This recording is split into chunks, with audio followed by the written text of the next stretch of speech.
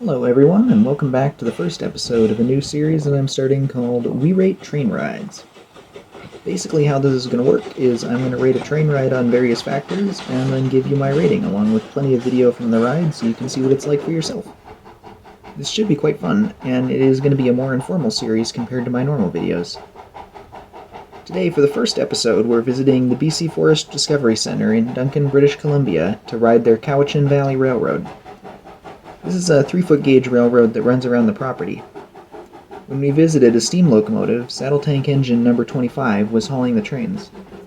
If anyone's interested, I have made a longer video on the railroad. I'll throw up the link in the corner in case anyone wants to check it out. The train ride takes about 10 minutes. The track is laid in a figure-8 loop.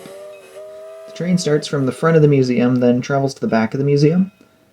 There the train waits around 10 minutes or so people can get on and off, and then it heads back to the start of the loop.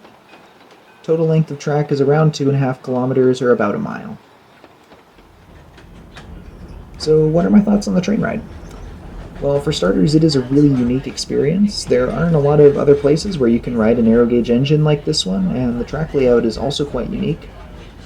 The railway also serves a functional purpose, which is quite cool, providing transport across the museum. The ride is on the short side, but still long enough for me.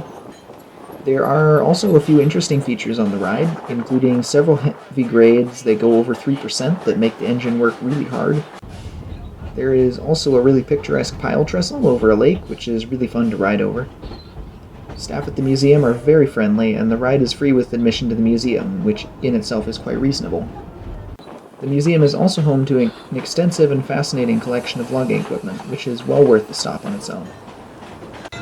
There is also a lot of railway equipment on the site, although a lot of it is not publicly accessible and stored up at the shops. Overall, it's a great ride, and I can highly recommend it to anyone in the area. If you can, take a full day so you can explore the whole museum as well. For an overall score, I'm going to give it a 9 out of 10.